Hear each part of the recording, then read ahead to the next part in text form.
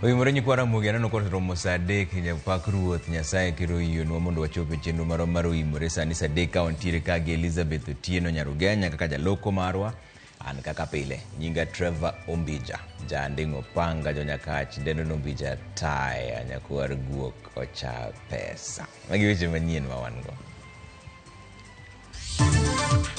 tukatuanga jiwe zikatoka tukapata mama amefinywa chini na watoto wawili. Ji auchiel owito ngimagi kaluwore kod koth mapek manyochwe gwenge mopogore pachoka.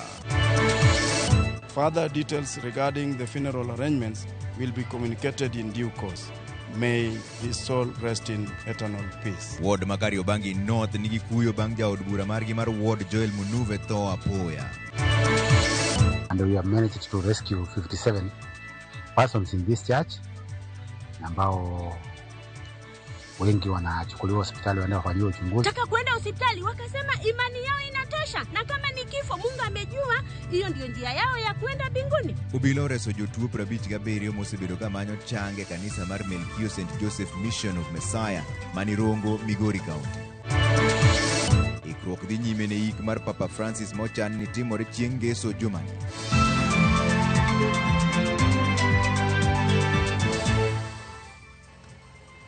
Ero kamano chaka nigi weche mahinyo chuny ni ji auchiel owito ngimagi kaluwore kod midhiero mar koth mapek manyochwe gwenge mopogore pacho kaendie. Kar dak ma Mathare 4A e boma ma Nairobi kaendie miyo kod nyithinde 2 nowito ngimagi ka kuonde dak ma Mukuru kwa Ruben mani Jogoo Road kod Likoni Bridge mani Mombasa bende ulo kelo tho. Cynthia Onyango nigi ler mar wachni. Kar dak ma Mathare 4A e boma ma Nairobi jodak tinende ochiwo kod tich ma ok gipango bang' koth mapek limogi kendo kelo masira. Jirende miyoni wacho ni ne giwinjo mana ka gimoro lwar matek to kane giwuok oko mar rango gima otimore ne giyudo ka kidino mapek odhanjore e od miyono. Nikiwa kwangu nikasikia simu inalia ya jirani ya hapa. Akaniita kwamba akaniuliza mtoto wake ako kwangu, nikamkubali ndio. Alafu akakuja kujileta, akabeba mtoto na akaniambia pale kwetu mawe imeshafinya watu wa mama na watoto wake. Tukaanza kungangana na jiwe. Tukatuanga jiwe zikatoka, tukapata mama amefinywa chini na watoto wawili. Hakukuwa na kichwa haikuonekana. Sasa akabebwa wakaenda. Baadaye tukapata maini yake iko hapa, ulimi na bongo mafuta zikiwa hapa. Jodak wacho ni miyoni poden ng'ama wendo kuomgi kalura ni en ng'ama nyocha eko chako dak kanyo kod nyithinde 2. Mtoto mkubwa alikuwa ni kama 3 years na mdogo alikuwa ni mwaka moja. Bado hata hajakaa hapa wiki mbili akiwa hapa.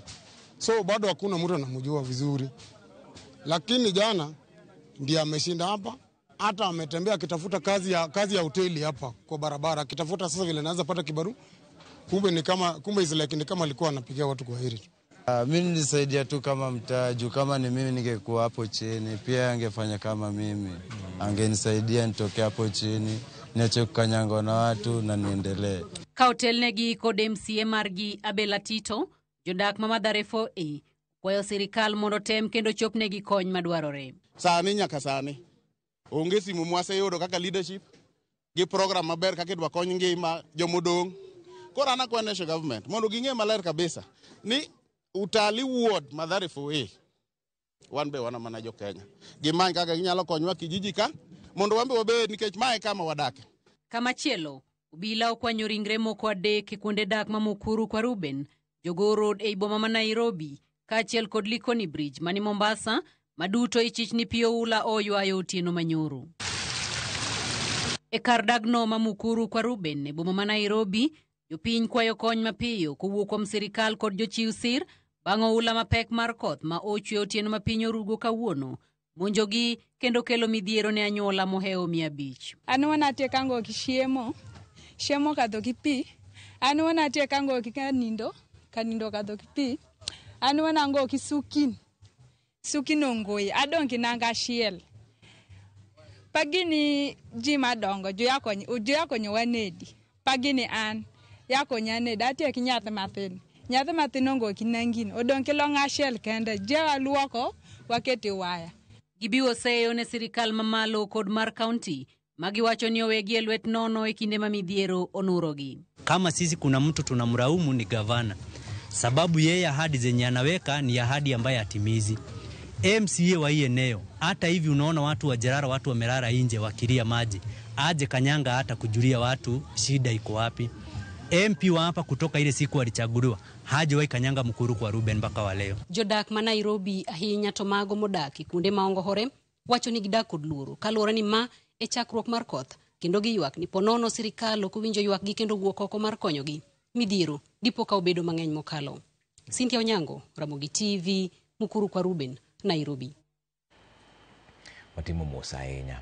Rumbi kod kuyo kwako ward ma Kariobangi North e kaunti ma Nairobi kaluwore gi tho ma apoya mar MCA margi Joel Munuve Kimanzi. Kaka jofwambo marwa Chris Owino leronwa, Munuve oninde bade thuolo machuok bang' kane oring kode e od thieth e kaunti ma Nairobi, kaunti ma Kiambu, tok bedo gi midhiero e yweyo. Gavana ma kaunti ma Nairobi iluongo ni Johnson Sakaja bende ochwalo ote mag lit e wi tho mar jatelono. Mana kaka boche mar kor polo imo ler mar sulwe gotieno, to oimo sulwe mar Joel Munuve Kimanzi, MCA ma Kariobangi North Ward e kaunti ma Nairobi, okinyi ma kawuono chieng' tich ariyo, kaluwore kod speaker mar County Assembly ma Nairobi, Ken Ngondi. The leadership of the County Assembly of Nairobi is deeply saddened to announce the untimely passing on of one of our members, Honorable Munuve, who is elected member of their County Assembly up to date for Kariobangi North Ward. He suddenly collapsed and passed away earlier today. Joel Munuve mane odhi ataro kod mbi mar siasa e yiero maduong' mokalo, kendo luaro jachung' mar ODM e ward maduong' bura mar ODM nie kod mbi malach ka ochung' kod otiko mar Independent, onindo e bade okinyi ma kawuono bang' bedo gi midhiero e gamo muya tok chopo e osuptal mar AAR Kiambu Road. MCS mag County Assembly ma Nairobi ywak ni tho ma Joel Munuve omayo County Assembly ma Nairobi kod jodak ma Kariobangi North, jatelo mane ochiwore mar nyayo telo makare kendo jal mane onyiso kido makare mar telo. Honorable Munuve was a dedicated leader, a tireless servant of the people and a passionate voice in the assembly. He was being brought to the hospital today. He was picked from home by a friend. So Peter picked him up, but on the way coming to town, he started complaining of some pain. So that's when he died. He just died in front of the hospital here. So Iranyisi makene ni piny karuto rugi mage, kendo gima kiny ikia Joel Kimanzi Munuve kawuono ne chano penjo sirikal mar kaunti ma Nairobi mondo chiw ler ewi kwan omenda magisetiyogo e chwalo chenro mamiyo jopuonjre chiemo e skunde mag kaunti ma Nairobi nyaka sani. E nyim od bura mar kaunti ma Nairobi, Munuve ne dwaro mondo gavana ma Nairobi Johnson Sakaja chiw ler ewi kwan omenda ma jochiw kony mawuok e pinje maoko kaachiel kod mago mawuok e pacho kae osebedo kamiyo chenro makamano. Ing'eyo Chris, kichopo kanyo koro nikech Nyasaye dongo go gwedhi. Koro bridge ni mar chandruok gi success. Koro inibed daraja, ibed bridge. Inind piny, koro jo piny gi ginyoni kae ka gidhi kocha e success. Munuve bende ne dwaro ng'eyo accounts duto mag bengi ma chenro makamano osebedo katiyogo kata golo pesa e chwalo chenro mage.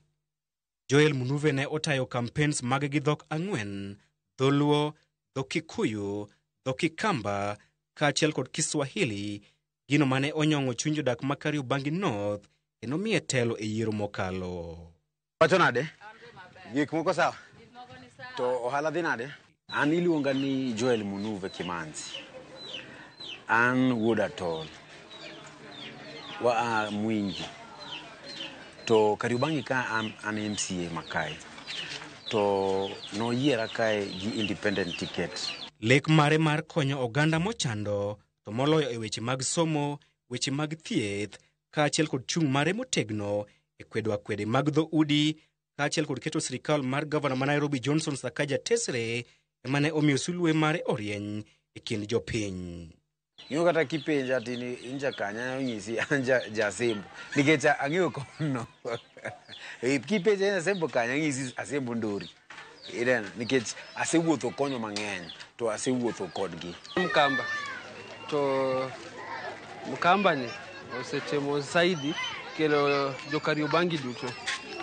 Biiti Njaluo, Mluya, Okuyu, Joel Munuve otemo zaidi. Okobagua ji. An Jaluo to Joel Munuve nomiya tich. Joel Munuve osebedo achiel kuom jotelo matwa kod jopiny kokalo e Ramogi TV tarik 8 dweni e chenro mar upiny ne obedo e twak mana ka chenro mar Ratil tarik 31 dwe mokalo. Gachagua be ong'e ni kembe kodwa dhi kamoro, kodwa dhi kanisa, odhi kanisa kende. Wach mar ting'o youth kata security mang'eny owedi. Chris Owino, Ramogi TV, Nairobi. Mwatimo Musa ahinya ne anyuola kod osiepe mag Munuve. Wambe ne osiepwa ka wakwayo mondo Nyasaye oket chunye kama okwe. Tend arita e sub-county mar Rongo oreso jotuo maromo 57 mosebedo ka manyo change kanisa mar Melkio St. Joseph Mission of Messiah mayudore e sub-county mar Rongo e kaunti ma Migori. Maendi biro bang' ji 2 manyocha owito ngimagi ka gidhi manyo change kanisano jumachiel mokalo. Jafwambo marwa mar Migori George Juma nigi ler mar wachni. Kanisa mar Melkio St. Joseph Mission of Messiah mayudore e sub-county mar Rongo ok en wende it kata wang'o oganda mathoth kaluwore kod gigo mosebedo katimre kanisani e kinde mar dwe achiel mokalo. E kinde manono dhi nyime ka otende kod ik mar obila ma GSU mane oike kanisani tarik 28 mar higani, hik ma bende mokom familia mag obilane osekwedo kendo saringe doho kamanyo ratiro. Tend arita kwe ne omonjo kanisani otieno manyoro kendo reso jotuo maromo 57 ma osebedo ka odak kanisani kamanyo chang. And we have managed to rescue 57 persons in this church ambao wengi wanachukuliwa hospitali waende wafanyiwe uchunguzi. Taka kwenda hospitali wakasema imani yao inatosha, na kama ni kifo Mungu amejua hiyo ndio njia yao ya kwenda mbinguni. Sasa mnataka sisi tulazimisha mtu lakini amejua imani yake na ameshika imani yake. Tiendo mare jotuo ni mane otele kod Commissioner Marongo George Matundura obiro mana bang' seche machuok bang' lipot mogol kod tend arita kwe yango ne ji 2 ni owito ngimagi e kanisano e kinde mane gimanyo chang e yor lamo. No, kweli ningesema kwamba kuna watu wawili ambao wamepoteza maisha, lakini chanzo cha kupoteza maisha hatuwezi kusema sahihi because of the postmortem.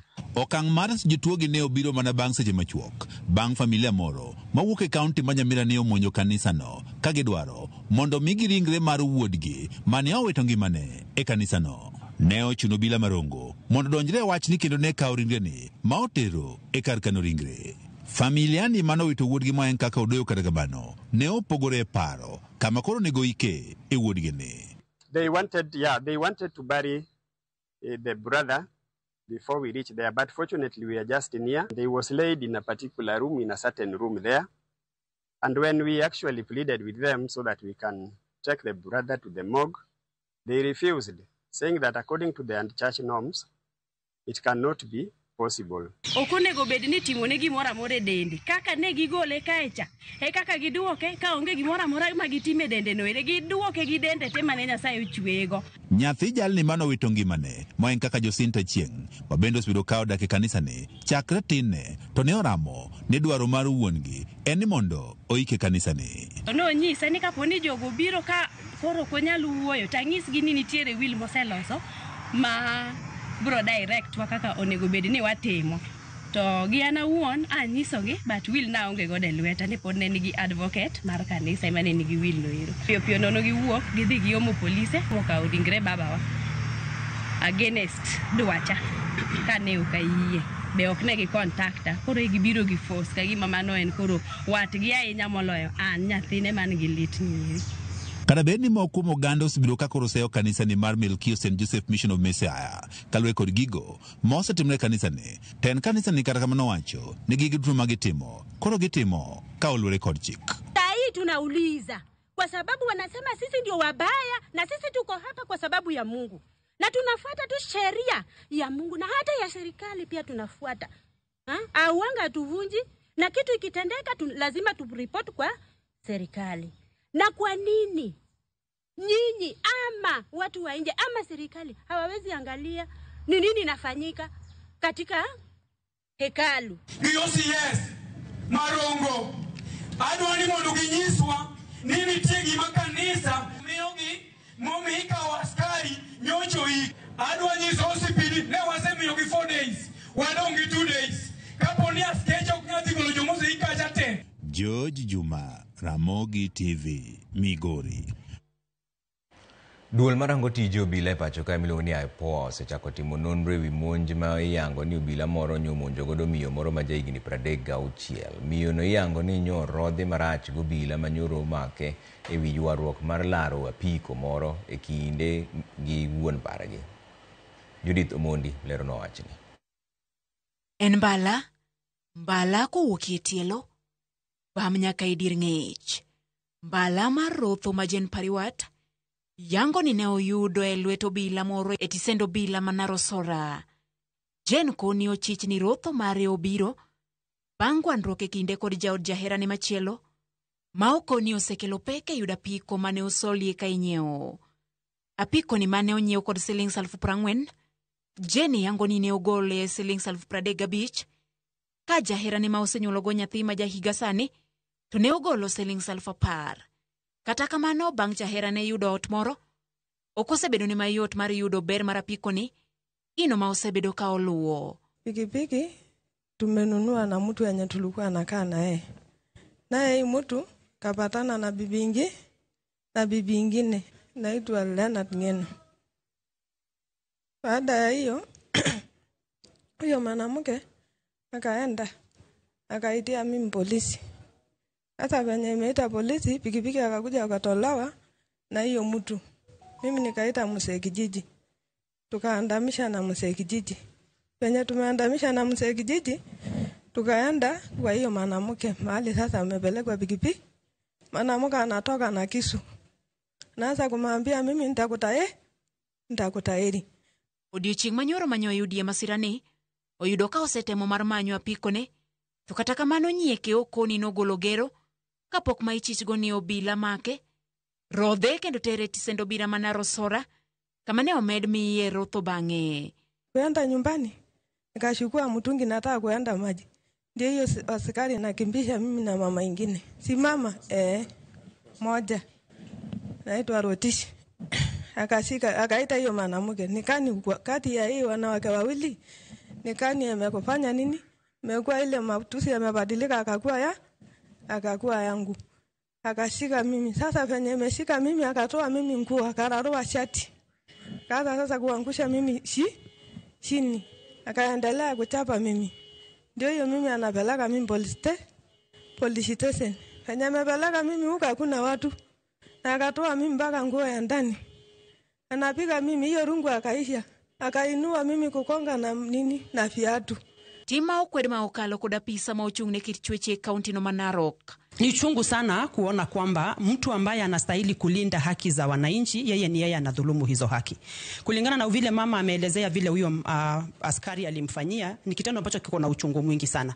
Na kitendo kinatufanya tuone kwamba binadamu wamegeuka kuwa wanyama. Kwa sababu kama huyu mama mwenye anafanya apitie hili ni mwanamke mwenzake, na kitu kinafanya mama aumie ni kwa sababu ya mali yake, kwa sababu kulingana na hiyo pikipiki yeye ndiye alikuwa amenunua na huyu mtu mwingine. Kwa hivyo tunaangalia kwamba bado jamii inachukulia kwamba dhulma ya wanawake ni kitu cha kawaida, na pia kwa zaidi ya hapo inatuonyesha kwamba wakati mwingine watu ambao tumewekwa katika nafasi na serikali ili kuweza kuchunga haki za binadamu, sisi tunadhulumu hizo haki. Bende duol mamenyo kaka obila tiyo aipoa oyango ni giseromo kod miyono kendo gisechako timo nonro. Gibiro chiwo ler mathoth ewi obila ma ichichgo ni ne otimo timanjaoni. Judith Omondi, Ramogi TV. En wach marach ahinya. Juma achiel bang' jatend migawo mar thieth Edan Duale chuoga put manono njore mag uso nyarogo e osiptal mar Medihill, od bura bende koro lando chako timo nonro malach ewi timno. Komiti mar od bura marango weche thieth e bwo jakom mare Dr. James Nyikal, ma en jaod bura maseme, okoni gibiro menyo wachno matut kendo yudo adiera. Magi timore ka jogo mane oyudore midhiero mag chiwo nyarogno to ywak ni ibwogo ngimagi kendo gidak kod luoro.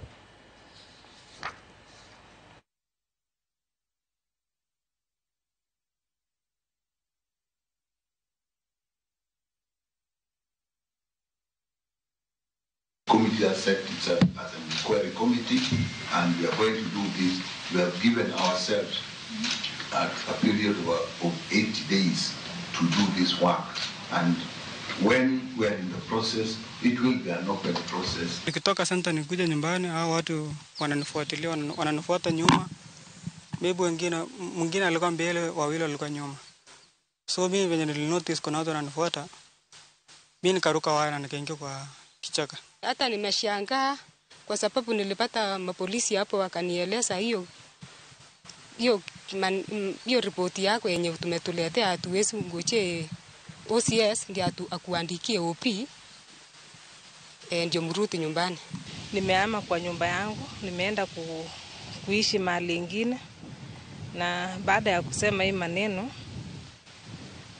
kuna watu wananifuata na kuwa scared.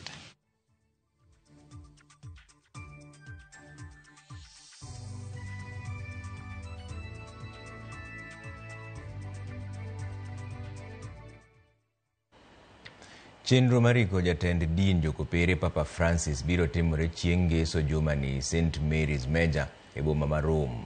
Mano dhi timore bang' ka osebagi nyasi marik mare e laro mar kanisa mar St. Peter's Basilica kuom ndalo adek kochakore tich adek, kama jopiny bende biro yudo thuolo mar neno ringre.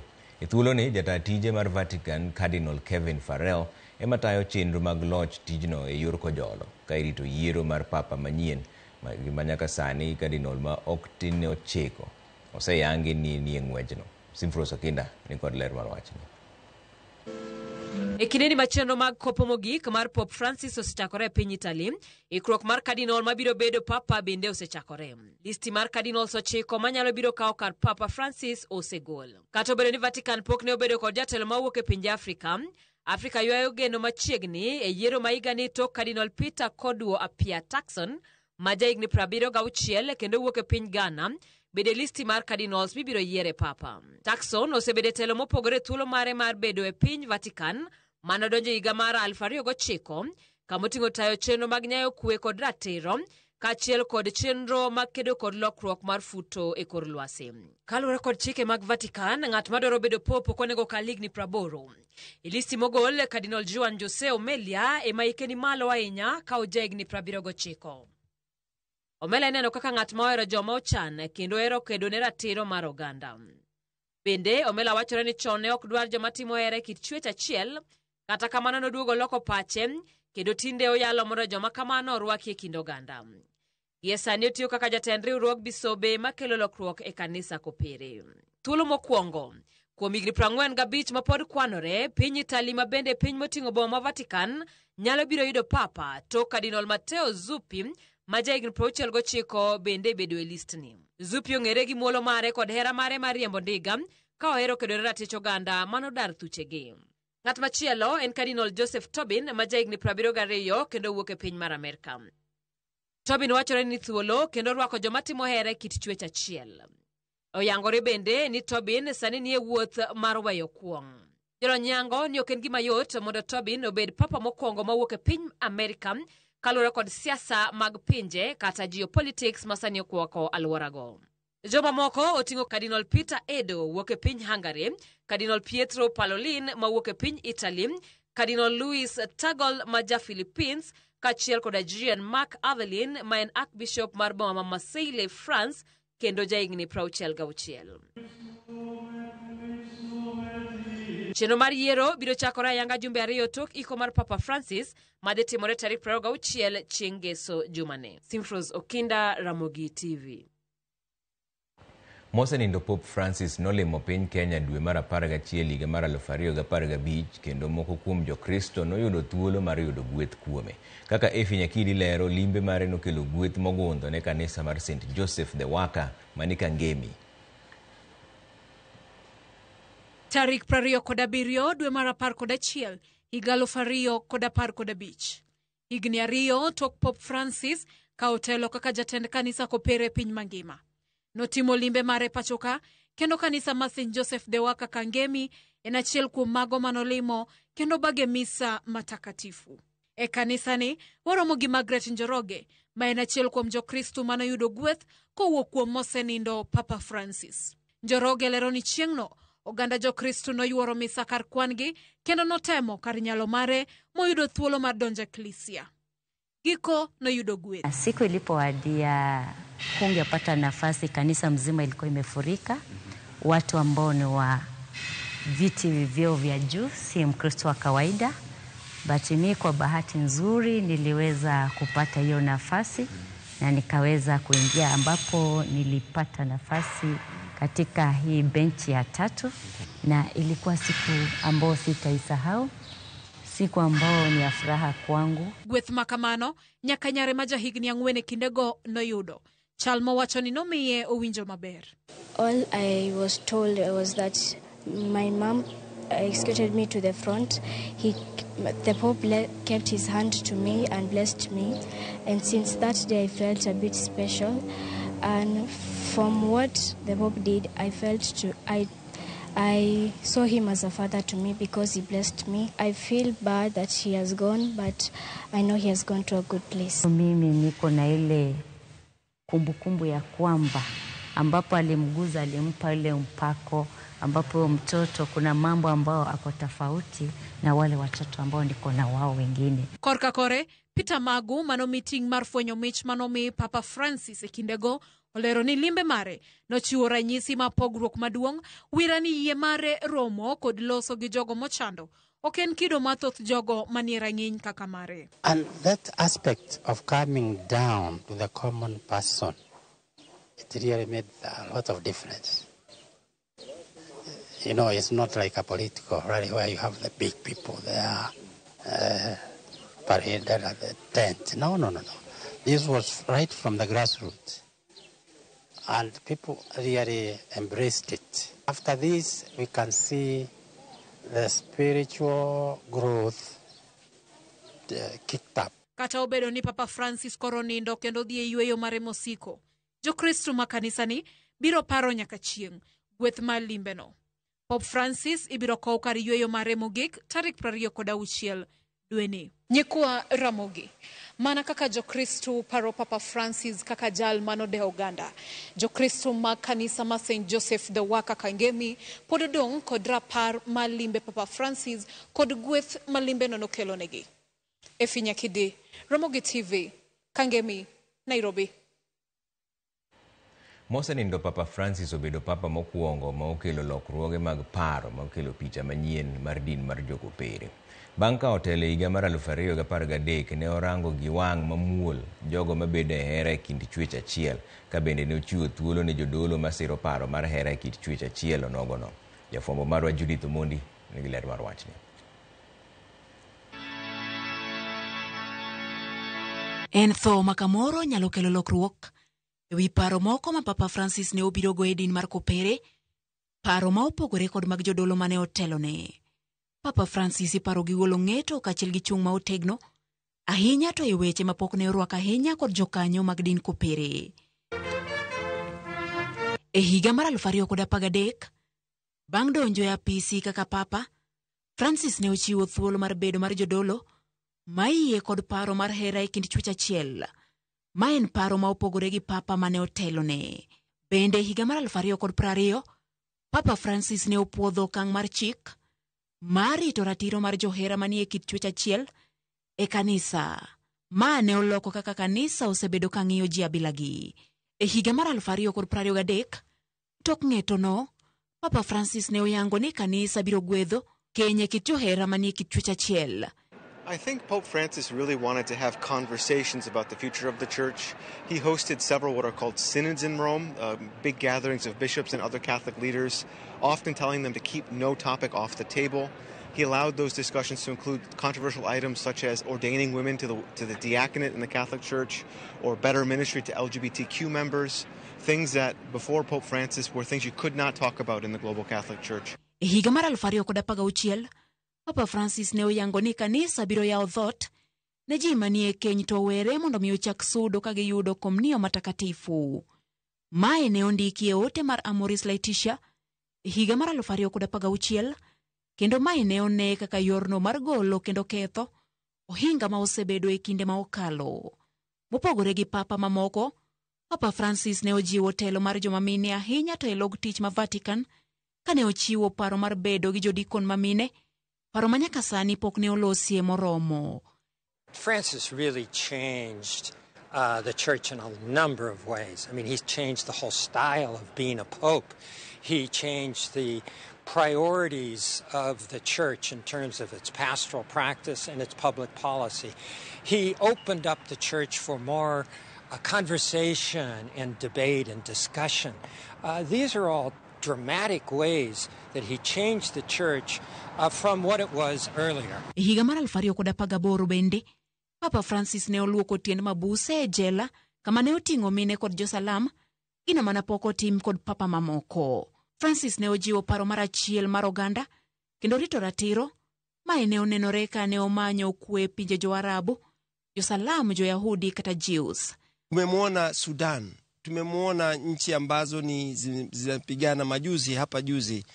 Nia yake kwa watu wa Gaza na watu wa Ukraine kwamba vita visitishwe, waache vita. Nia yake ya kuwa watu wawe na uwiano katika sehemu kadha wa kadha. Aliwaalika hata hao wakuu wa serikali ya Sudan kule Roma. Wakakaa nao siku nzima, wakasali. Moko kuom paro kaka tend joma mine, mapok ne oketi e tim, oketi rameny ka bende mabiro kawo kar Papa Francis biro siro mondo dhi nyime. Judith Omondi, Ramogi TV.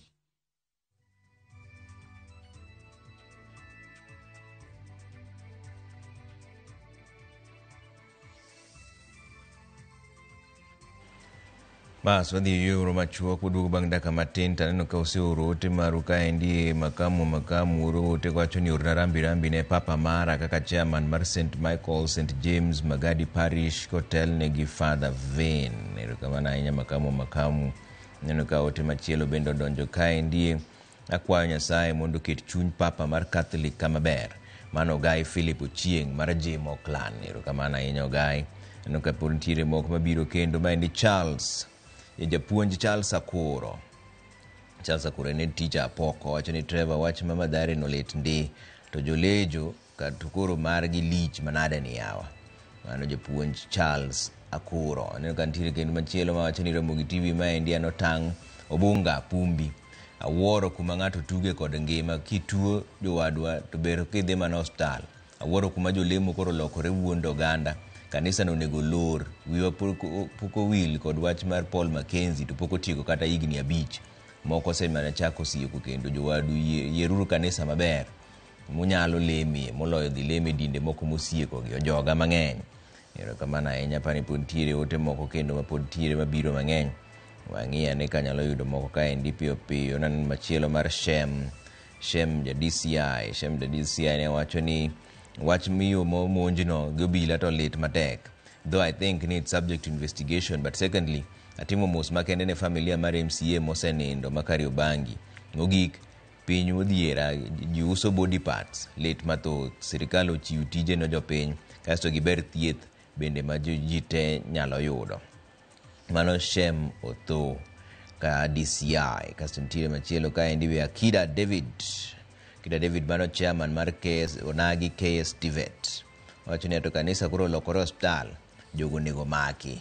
Erokamano ahinya odhi yweyo moro machuok odugo bang' baka matin to ne giwang'i women group mani Southwest Nyakach. Auru Numos, Mchuruako Mabere, Kamana Enya, Majabu Women Group, Manenya Kachivende, Madnya Saig with the now. Would Bang Dakamate.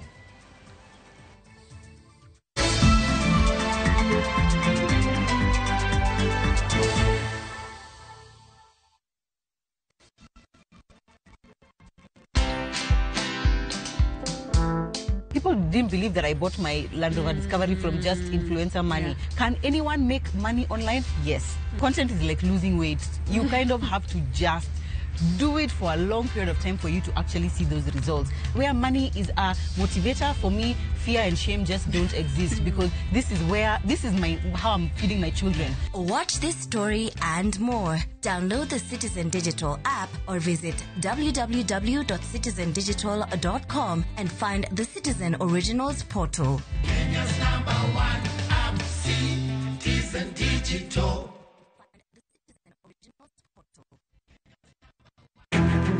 Wakeloni chenro mar ohala kod lony gi dongruok mopogore opogore. Ohand kinyosi nigi pesa kitimo gima dwarore. Weche makende moa kuom jogo makelo lokruok e ngima dhano. Ohala ber nikech ohala puonji managerial skills. Lek ma in go iriembe mineni gigo chopo. Chakre gi jogo mane ochako ohala manyien. Kalure gi kaka nachako gi kuma achope. Ohala ni en ohala maber. Nyaka jotelo molony e timo ohala. Akwa jodala wate odogi ohala. Ne pek mane gikalie. Pod waonge uhuru mar ohala. Loch mane giyudo kod kinda mane gitimo e manyo gik mabeyo beyo. Ka johala ok nyal chako project ka ionge gi market. Tudri gi Cleophas Oluoch e ohala gi mwandu. Tich ang'wen ka tich ang'wen chakre saa 1:45 otieno.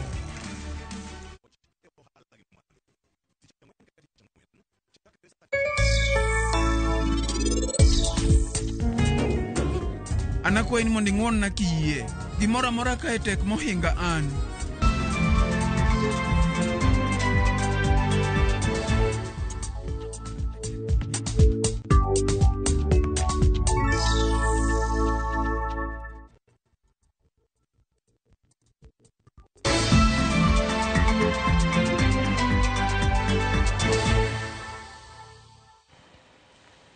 Warwako kendo ni jodak e gweng' ma Usoma e sub-county ma Kisumu West obago ng'anyo ka giywago rach mar apaya mawuok Ikomi kochomo pipeline.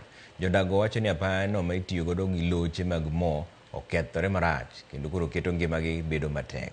Millicent Adhiambo nigi ler mar wachni. E gweng' ma Usoma e sub-county ma Kisumu West, jodako bago ng'anyo mamuol okinyi ma kawuono ka giywago rach mar apaya mowuok Ikomi nyaka pipeline ma giwacho ni sani okethore nyowuoyo, gino makoro thiro yore wuoth, ohala kendo keto ngimagi andaki. Rach mar apaya no ma itiyo godo kod loche gi trela madongo dongo e ting'o mwandu mopogore nikech kembe moluoro gweng'no koro kelo dhungruok e apaya e yo ma ok owinjore. Atiyo pipeline e yor pikipiki. Inyalo yudo ni chieng' moro achiel nating'o customer achiel kodhi nyuol. Awuotho kode ndarani ka ating'o gi ji ariyo. Koro wawuotho mos mos mondo mi achop gi osiptal. Apo ka nyathi ywak, tapenjo to mama mane ting'o ni. Ere kaka nyathi ywak e diere ka? Kare nyadhako osenyuol e toka ka. Chuna ni wang' na tere atera nikech nasewuok na tere osiptal. To ma en ndara, adieri king'iye. To ma ndara mowinjore walu. To ka ndara ni en gima onego walu. En adieri makende ni king'iyo ndara. En pi, an awuon.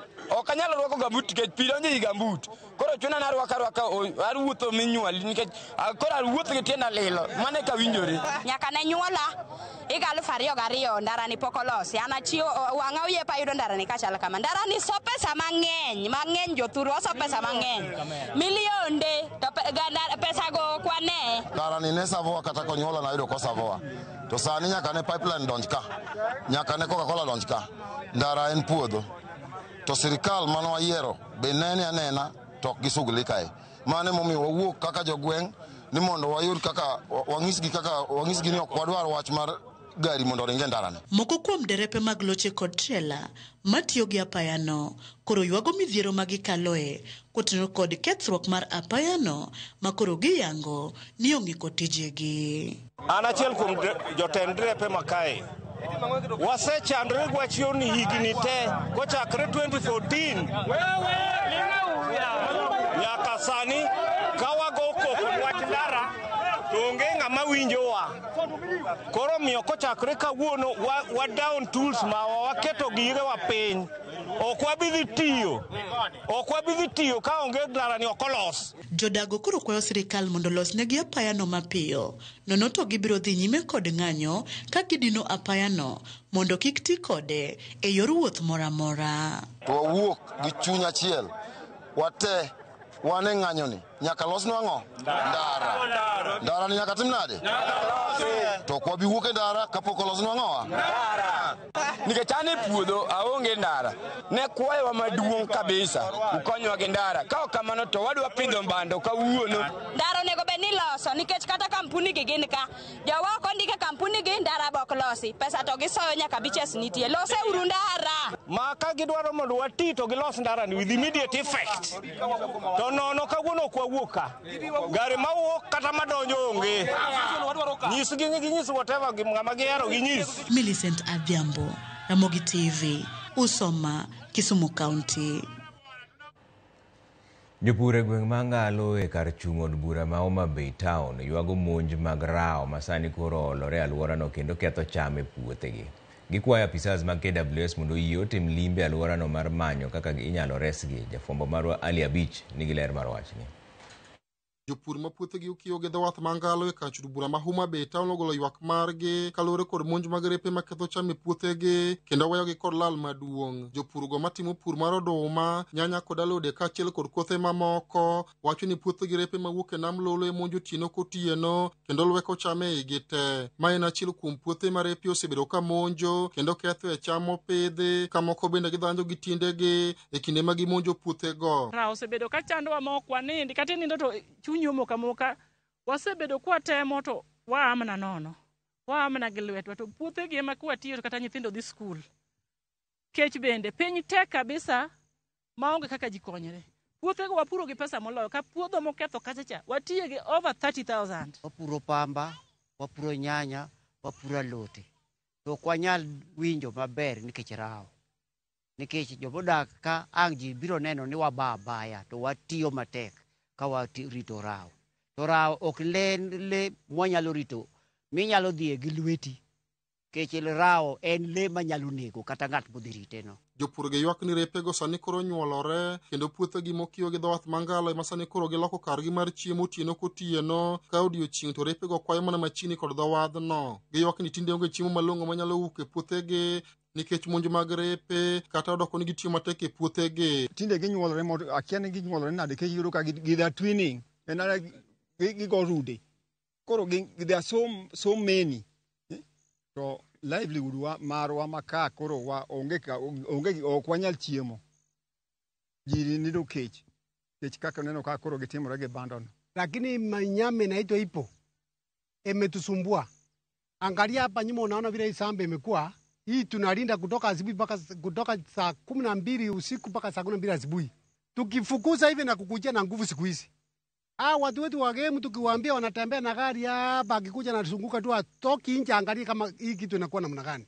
Kama kukum jopur chono mondo ketarita puothegi otieno matemo geng'o repego kik monj puothegi kata kamano gi ywak ni repego wange tek makata bogo tok ringi kendo dhi mana nyime kod ketho puothegi. Gikwayo sirikal kokalo migawo mochung' rito le mag bunge mondo yotimie limbe alworano matemo bwogo repego. Koro wan wa nono duma mabet odong' mabet dongo mogolo wikigo bobira to nyula koro gigo donga saka to onge gimoro amora mantie. Pur mar alot bwatimo irrigation gi piwa mar namni. Koro wan ok wakonyre nikech gik mano koro wayud mazao to rao ketho te. Nindo ok oromo wati to wan kijende. Nawe ninde ot chona kena we ninde ot dweche mag kata higa mane. Kati wach rito rao. Koro wakwa sirikal ni koyie to konywa e wach mar rao ni. Rao ni hinyowa kata biro negowa. Ali Abich, Ramogi TV, Homa Bay. Gero ot en gino ma jo Kenya omiyo maino ahinya e bombe kod gwenge kata obedo ni chal mar ngima to idho kendo miyo gedo bet mapek. Mano emomiyo Laurent Miraji jadak e kaunti ma Taita Taveta obwogo ji mang'eny bang' gero gorofa e wi yien. Isaac Okech nigi ler mar wachni. E geng apaya ma Mwatate Taveta ne jawuoth matiyo kod yorni biro romo kod yien ma oselokore kar dak mar Laurent Miraji. Pambana ile kidogo kidogo tu, nilianza hapa na pale.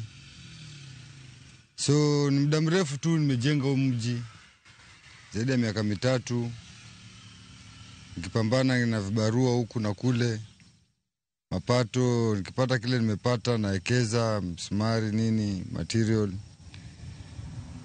So mali nimefikia sasa hii imebaki tu finishing, naenda nikiendelea na finishing. Kairange mabor ibiro paro ni wien ni en od winyo, kata kamano ma en od orofa mane oger kod bao.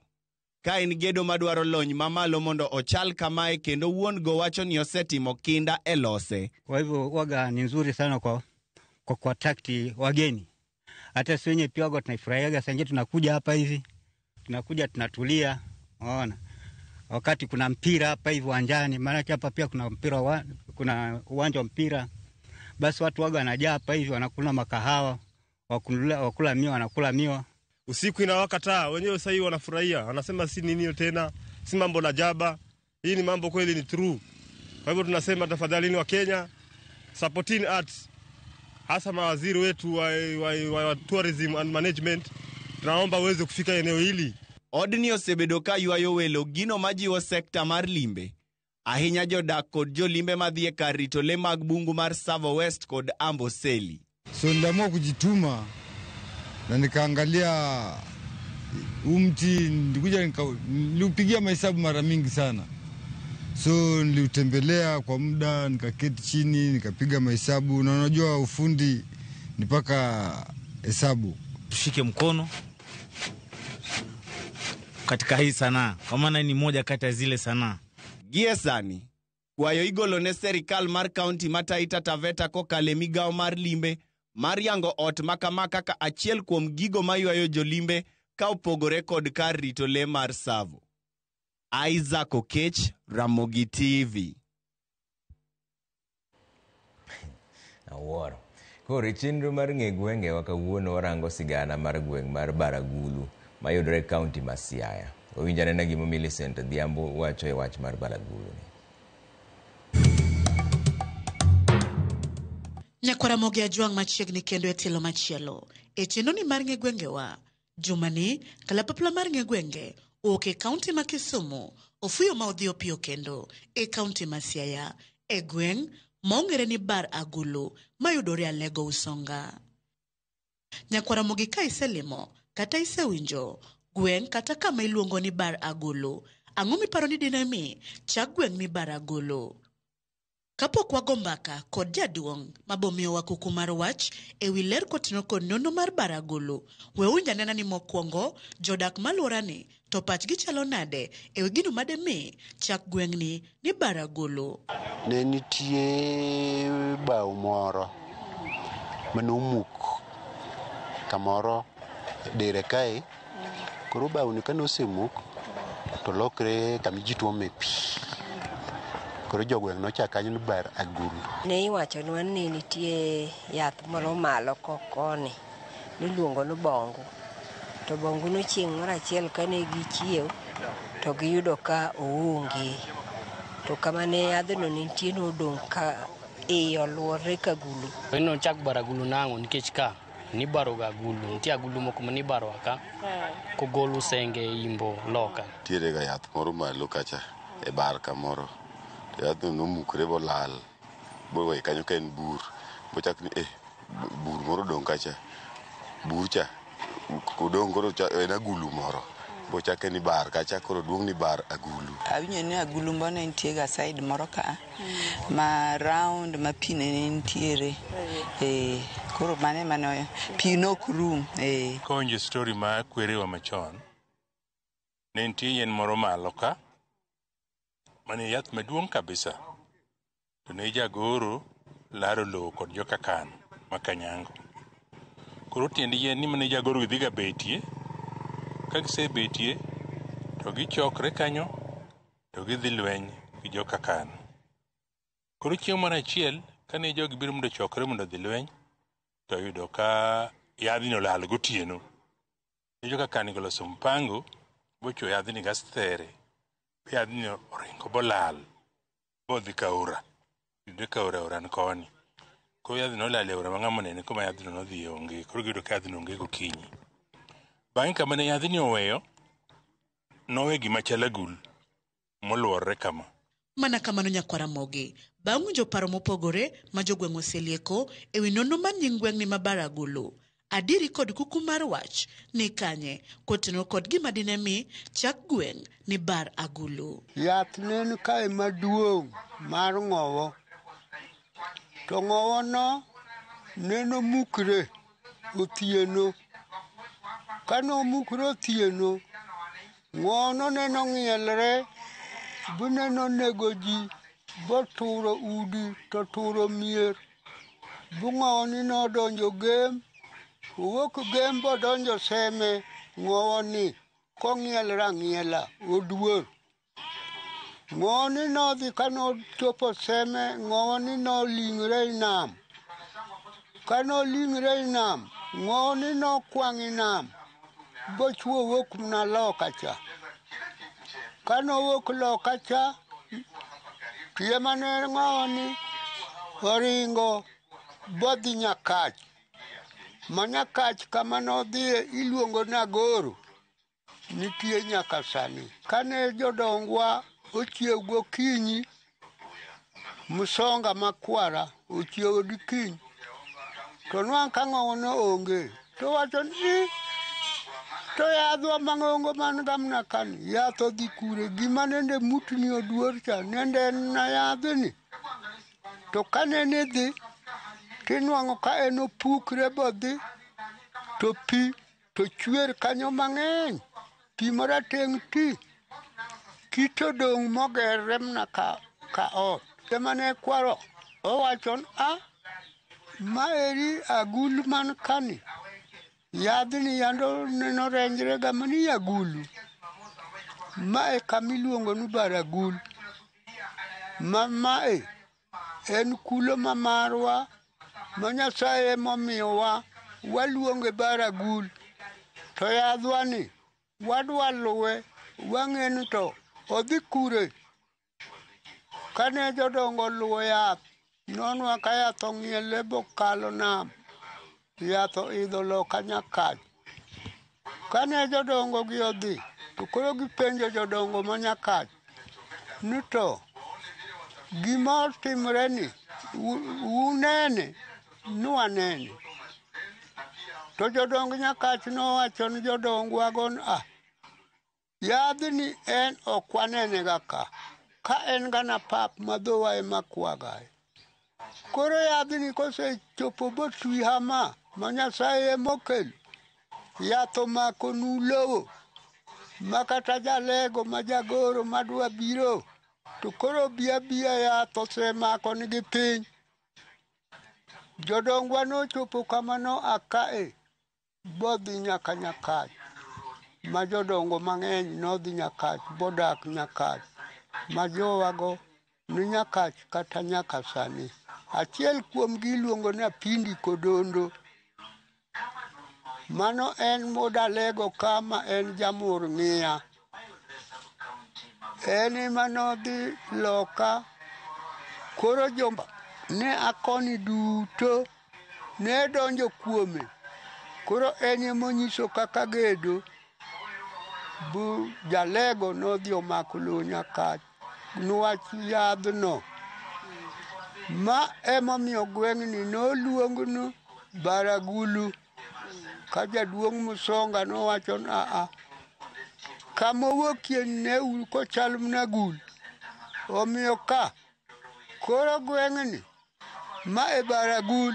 To gweng' ma Baragulu umbe landore kod weche kata timbe mage. Baragulu ka oting'o academicians, mano joma nosomo chon. Baragulu kaeri ne nitie kamoro kani ne ji odakie niluongo ni Laini, kendo nene ji odak kaka jok modak e kamp, kendo ne wawinjo ni ne nitie msungu moro nodak kanyero mane nyiedho kata faras, ne kata faras e kanyo. Baraguchwa ka ne onyuole yawuoyi moko mokelo wach mar Kristo mar Anglican Church.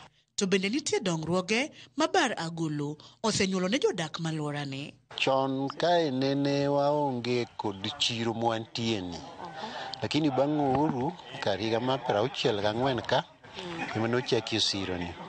Aeto chako nyuolo kata kanisa, wan kod parish miluongo ni Baragul parish. Kae ne nitie bas achiel ma iluongo ni Lolwe maniliemo kod Oluoko.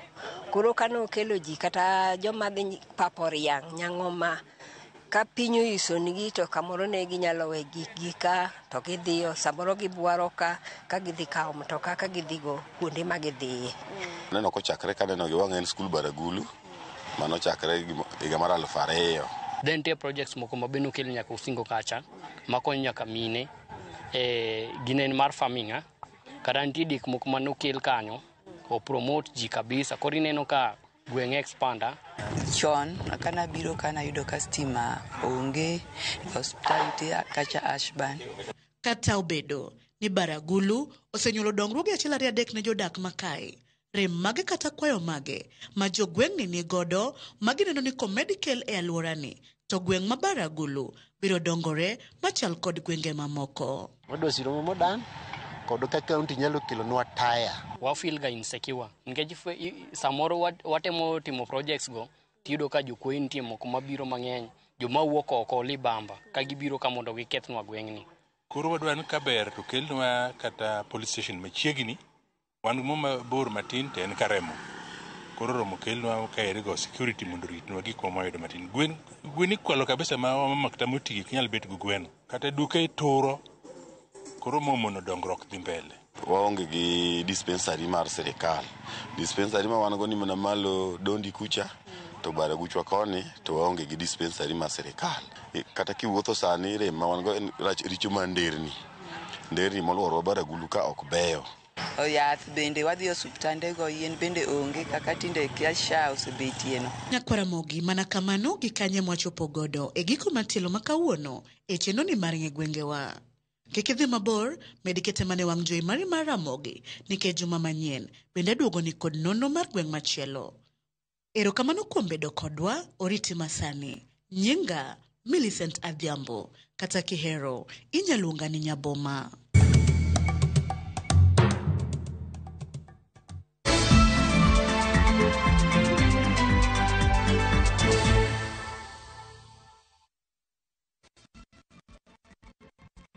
Kuwa rubani. Fly the skies ukinonesha wallet.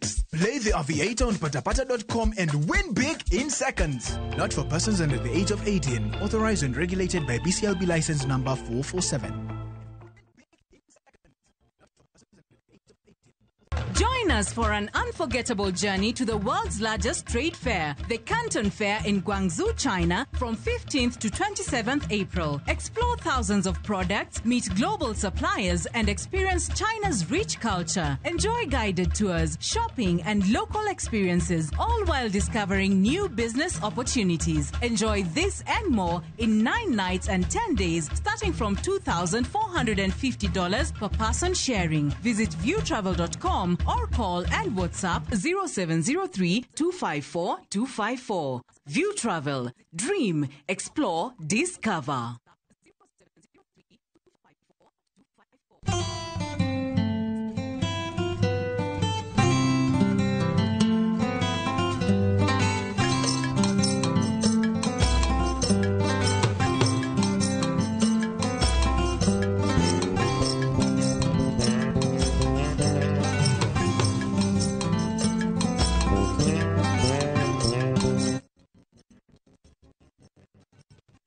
The moment you've all been waiting for.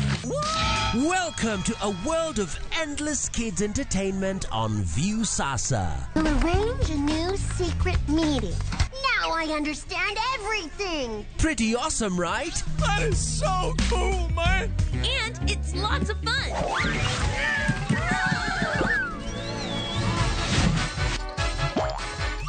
This is the ultimate destination for your kids' learning, fun, and enjoyment. The greatest meal ever is ready for oven time. That's right.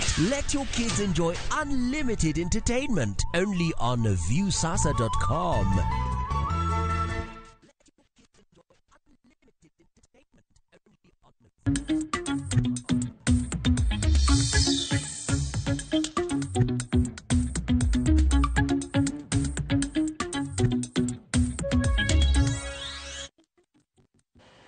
Ranjini Chamagoala ni kambi mar posta oyango medruok e ohala mare gi atamalo 11 kopim gi higa mokalo. Tend posta kata kamano yango ni pod gin kod okenge mag yawo thuolo ne joket mwandu mondo konye tayo chenro mage. Kanoloso gi jofwambo tok romo manokelo kanyakla jodito e sekta mar tudruok kanyachiel gi jotelo mag kembe mag posta, jata tije kambino e Thurka miluongo ni John Tanui oyango ni posta geto mar jiwo sekta mar ji giwegi mondo mi oket mwandu e kambino kaka yo mar tego chenro mag kambino endo.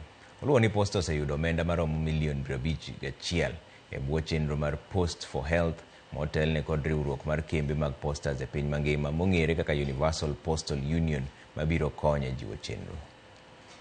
Performance of African Postal must change. I think change is a constant. In this particular, we must turn around our public postal utilities by reimaging, as the DG said earlier, their business models and strategies from the current letter post orientation, diversification of service offerings, digital transformation, and entry into a lucrative e-commerce market to provide new pathways to financial sustainability, allowing the post to reclaim its past glory. We are changing our strategic plan. Of course, we have a strategic plan that we have developed in GLOA, which is 2023-2027. Out of it, we want to open the post office to private investors so that they can also invest within the postal network. We want to generate revenue that will be able to finance our daily operation, our expenditures, and everything else. So we are looking at 3 business units that we really want to diversify, and that is the courier part of our business and also the financial services, so that we remain with the core business of operation, that is Jolonye weche mag teko maler kata clean energy dwaro mondo keti mine e opara manyime e ng'wech mar neno ni piny Kenya obedo mano mar oganda tiyo kod teko maler mong'ere kaka clean kata green energy, ma en achiel kuom lek madongo 17 ma piny ngima rango kaka mago ma nyalo kelo dongruok makare. Jafwambo marwa George Juma miwalero. Maro matamalo 82 mag oganda e kaunti ma Migori pod tiyo kod yien e tedo kawe kod lipot mar kweno mar oganda mar 2019. Yien achiel kuom tekogo ma nonro wacho ni ok ler kendo kelo midhiero mopogore opogore ma oting'o muya medeno kaka carbon, muya makelo tuoche kod lokruok mar kor lwasi. Neno ni oganda tiyo kod teko maler, teko ma bende koro inyalo nuo tiyo godo ma idendo kaka renewable energy, en lek mar piny Kenya kod pinje duto e piny mangima. Nyawacho ni watemo kaka Kenya, kaka Migori, to pod ok wachopo kama onego bed ni wachope. King'iyo climate action for example, iyudo ka yes nitiere efforts mag keto mag curbing climate change, but at the local level mano onge. Bo iyudo ka gin gik miwuoye awuoya e conferences, e meetings, lakini koro kibire ground tiyudo ka wach no onge. Lipode yango ni joma mine ema yudo hinyruok mathoth ma oting'o tuoche nikech gin ema githoro tiyo kod yien e kinde mathoth. Chieng' moro gotieno napo ka wiya nobara ma collapse. Ne oketa into series mag thieth to gi testing nikech ne ging'iyo background kama hypertension ni ne nyalo aye at that age. To nowach ni nikech I have a lot of carbon in the body. Muya mawuok kuom yien ma idendo kaka carbon en achiel kuom muyago ma bende tudo kod lokruok mar kor lwasi. Joma mine nitiere kod ting' maduong' e ng'wech mar neno ni oganda tiyo kod teko maler ma bende dendo kaka green energy. Penjo maduong' en to bende joma mine osenywandi makare e ng'wech mar tiyo kod teko maler, to inga mane mamiyo joma mine pod ok nyal tiyo kod teko maler.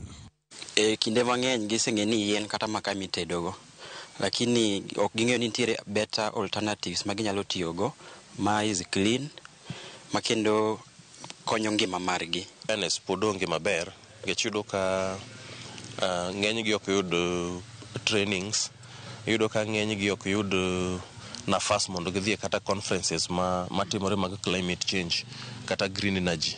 Christine Auma bende gwego mag Suna West wach nengo mamalo mar teko maler kaachiel kod koso ng'eyo osemiyo mine mathoth ok nyal tiyo kod teko maler. To ng'eny mine gini pod chando nikech samoro sana dala koni yudo ka yuto ni piny. To iyudo ka briquettes gi, pallets gi nyakang' ne nyiewgi mondo okonyi e yo mowinjore. Koro yuto mani piny ni to ging'iyo. E okang' mane joma mine koro tiyo kod teko maler e kaunti ma Migori, riwruokno mong'ere kaka Women in Cold Chain and Renewable Energy dhi nyime kod jolo joma mine e tiyo kod teko maler e kaunti ma Migori. Jata tij riwruokno ma Women in Cold Chain and Renewable Energy Fido Kenso Chieng' wach ni gidhi nyime kod chenro mar golo teko maler e gwego mag Nyailinga e sub-county ma Suna West ka gitiyo kod yugi mawuok e kembego mag Niang' kod mamoko. Osebedo sideline e gik mang'eny. Iyudo kata ka tije machalo kaka mag sustainable energy, green energy gionge. Kidhi kata department mar energy ibo yudo ka mine mantie kacha tin. Ochieng' wacho ni e bwo chendoni bende gidhi miyo joma mine maromo 50,000 jiko ma itedo godo mondo koro konyi duoko piny kwan mine ma pod tiyo kod yien e yorego mag tedo. Kuom clean energy wan gi briquettes, wan gi pellets, wan gi kendo jiko miluongo ni Mimi Moto modwa install na mine 50,000 e Migori County. Chendoni mane koro gando tiyo kod teko maler ok get mana joma mine kende kaunti ma Migori, to bende koro geto sikunde mopogore opogore e kaunti ma Migori ma nyaka sani pod tiyo kod yien e yorego mag tedo. Inno ka sikunde, osiptende mane Migori County iyudo ka sani pod gitiyo gi maka kata yien. The time will be on with the production. There's a percentage of our income that we give back to the society, and we do that through the NGOs, CBOs, the foundations. That's in the area of a cold chain aspect of it. George Juma, Ramogi TV, Migori.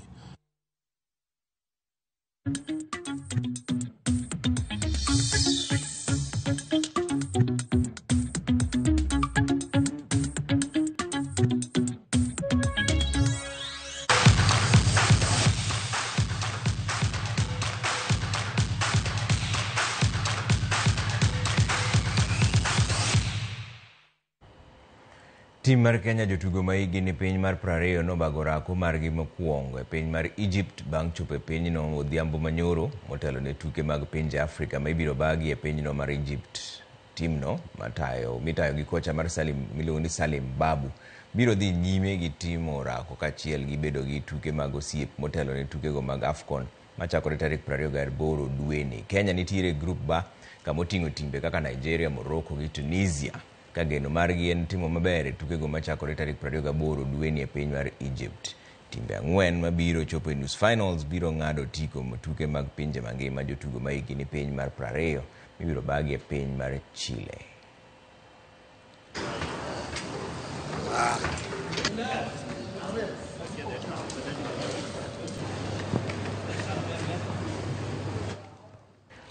Club mar Nairobi United kaachiel gi mano mar APs Bomet nitiere ng'wech mar laro thuolo mar donjo e lig maduong' mar adhula e pacho ka endi kowuok e lig ma piny mar National Super League. Nairobi United omako thuolo mokwongo gi points 53 e kinde ma APs Bomet nitiere e tokgi gi point 1 bang' loyo club mar Mombasa Stars gonde 2-1 e mbele joheragi. Fortune Sacco omako thuolo mar 5 e kinde ma timbe mawuok e kaunti ma Nyanza yudo ka wuoth bedo mar 8. Kisumu All Stars nitiere thuolo mar 6 e kinde ma Mofa nitiere thuolo mar 7. Migori Youth FC omako thuolo mar 16 e kinde ma Muhoroni Youth yudo ni thuolo mar 18.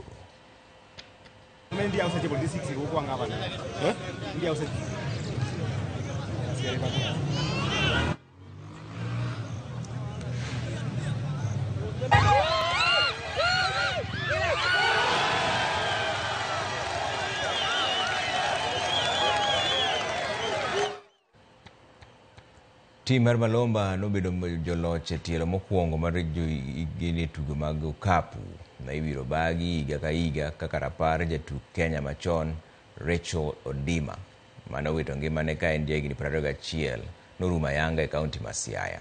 Tukego mageno margi en tiego jotugo ma higni piny mar 15. En paro manokel gi riwruok mar Preserving Human Dignity kamomakore gi riwruok mar Rachel Odima Foundation. Kano wuoye kinde mane bago tielo mokwongo mag tukego e alap ma skund KMTC ma Siaya, Ken Aringo olero ni chenro magin godo en gero pewe mag tuke mag okapu e counties duto 47 mapacho ka.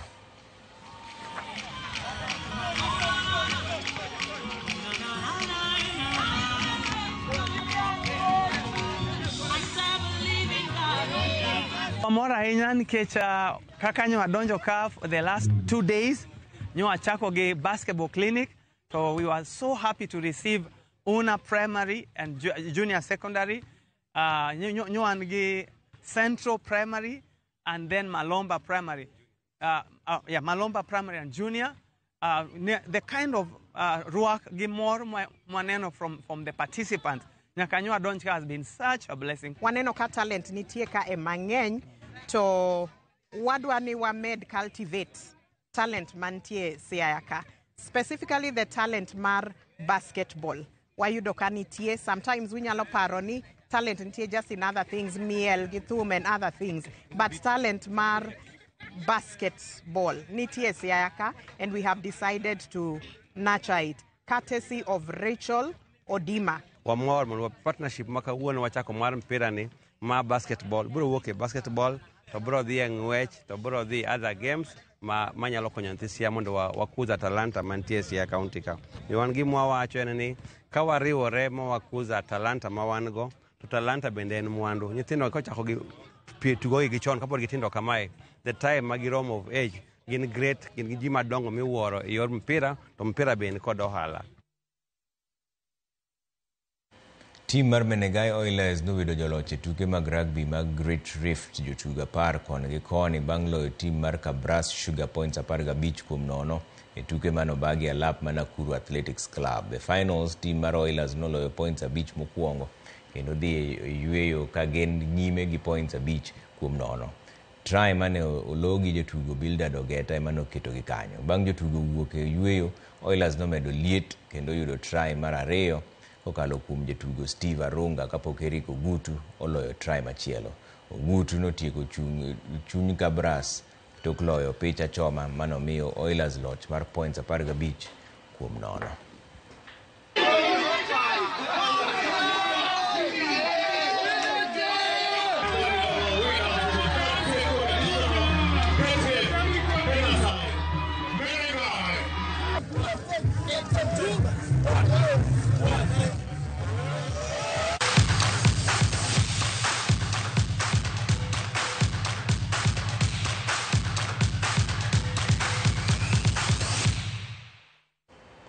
Bas mane kamolore chenro maro imore waduoko erokamano ko antire ka Elizabeth Otieno Nyarugenya kaka jaloko marwa an kaka pile nyinga Trevor Ombija jandingo panga jonyakach dendo Ombija tai nyakwar guok ocha pesa. Unindo maber joka.